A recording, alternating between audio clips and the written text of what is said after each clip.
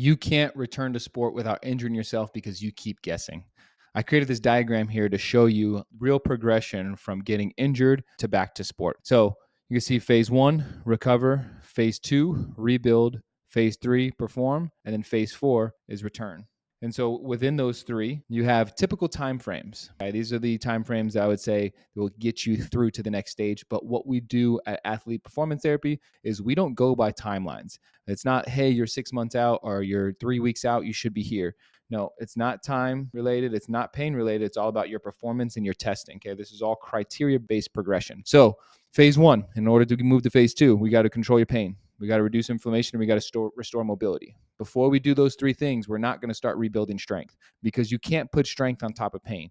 You can't build strength on top of inflammation, and you can't improve your stability and improve your movement quality until you restore your mobility. So in order to get to stage two, you have to do all those things. In that same breath, in order to move to phase three, you have to build strength, improve stability, and improve your movement quality.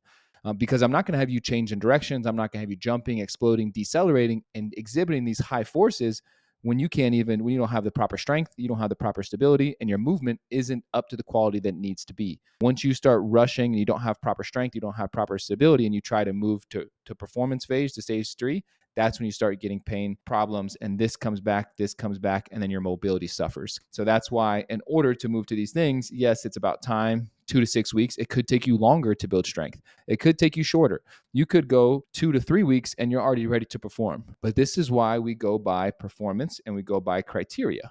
All right. And so now once you're in past stage two, because you build all of these qualities, then we move into stage three or phase three. And phase three is performance. Okay. You're going to build power and explosiveness, speed and agility, sport specific drills are always going to be a majority of your programming.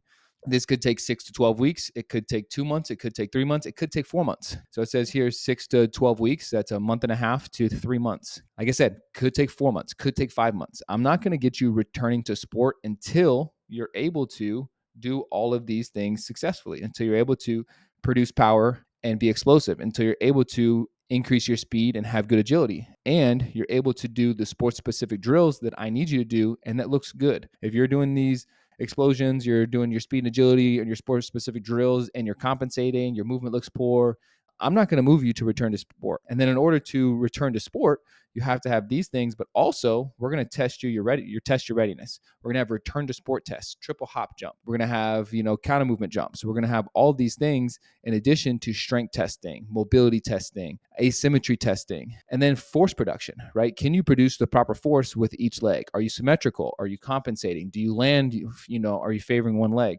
So these are all the things that I'm going to say, hey, I'm going to test your readiness. Are you ready to go back to sport? And then once you return to sport, we're going to put programs in place that's going to keep you injury free. So that's why you see these timelines down here, but it's not really time based. It's all criteria based. In order to return to sport, these things need to be met. You have to be ready and you have to pass the return to sport tests. And then from there, we got to keep you injury free. And this is for the rest of your life. As long as you're going to be an athlete, as long as you're going to keep doing those activities, we need to do the things that we need to do to keep you out there. A lot of people return to sport here and think they're good to go, when that couldn't be further from the truth. Like Michael Jordan, Kobe Bryant, LeBron James, they don't just get back to the court and stop shooting, or they don't get back from injury and stop rehabbing. It's constant rehab. It's constant practice. It's constant refining of your skills and staying up on your mobility, movement quality, stability, strength, so that way you can keep producing power, being explosive. You can keep your speed and agility, and then you can keep doing your sports specific things that you need to do to stay on the court. And so this is kind of a roadmap that we use to return you to sport.